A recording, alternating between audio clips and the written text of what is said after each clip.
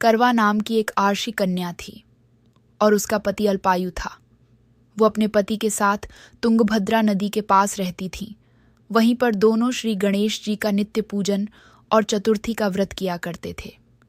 एक बार संकष्टी गणेश चतुर्थी के दिन उसके कठोर तपस्या से प्रसन्न होकर गणेश जी ने उसे दर्शन दिया और बताया कि आज एक बार में तुम अपने पति को जितना बार देख सकती हो उतने वर्षों तक तुमको पति सुख मिल जाएगा, और तुम अपने संकल्प को जिसे भी एक धागे से बांध दोगी उसे पूरा करने के लिए साक्षात महादेव को भी आना पड़ेगा। तुम आज चंद्रमा को अर्घ्य देकर अपने पति का अनंत रूपों में दर्शन करो। तब करवा ने सच्चे मन से फिर श्री गणेश जी का ध्यान किया। तभी उसकी दृष्टि पास में रखी एक चलनी पर पड़ी और उसने उसे तुरंत उठाकर उसके असंख्य छिद्रों से अपने पति को असंख्य रूपों में देख लिया। फिर एक बार कार्तिक कृष्ण संकष्टी गणेश चतुर्थी पूजन करने के लिए करवा के पति नदी में स्नान करने गए तो एक मगरमच्छ ने उनका पैर पकड़ लिया और नदी में खींचने लगा। मृत्यु करीब देखकर करवा के पति करवा को पुकारने लगे। करवा दौड़कर नदी के पास पहुंची और पति को मृत्यु के मुंह में ले जाते मगर को देखा। करवा ने तुरंत धागा लेकर मगरमच्छ को एक पेड़ से बांध दिया। करवा के सतीत्व और गणेश जी के आशीर्वाद के कारण मगरमच्छ कच्चे धागे में ऐसा बंधा कि टस से मस नहीं हो पा रहा था।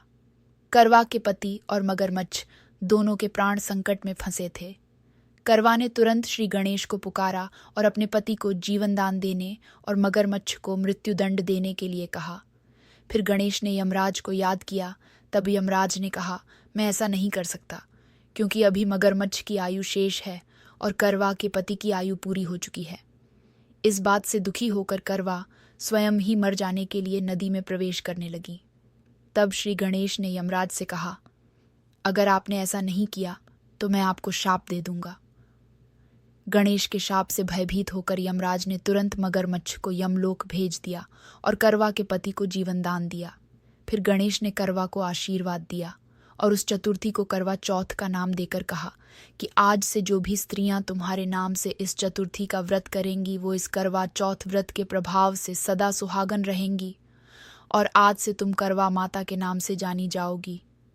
तब से स्त्रियां करवा चौथ के दिन श्री गणेश पूजन कर माता करवा से प्रार्थना करती हैं कि हे करवा माता, जैसे आपने अपने पति को मृत्यु के मुंह से वापस निकाल लिया वैसे ही मेरे सुहाग की भी रक्षा करना। और फिर चंद्रमा को अर्घ्य देकर चलनी से अपनी पति के मुख देखकर उसके हाथों से पानी पीकर व्रत पूर्ण करती है। करवा चौथ के व्रत पूजन से चंद्रदेव के साथ श्री गणेश, पार्वती, महादेव एवं माता विंध्यवासिनी सबके पति के जीवन के सभी रोग शोक संताप मिटाकर संपूर्ण जीवन प्रेम और खुशियों से भर दे। माता जी सभी व्रतियों को उत्तम आयु, आरोग्यता, सुख, सौभाग्य, संतति, संतान एवं संपूर्ण प्रसन्नता प्रदान करें। श्री मंगल मूर्ति गणेश, माता करवा और मनोकामना महादेव सभी व्रतियों को अखंड सुख, सौभाग्य, उत्तम आयु, आरोग्यता, उत्तम संतति, संतान एवं सुखी दाम्पत्य सुख प्रदान करें।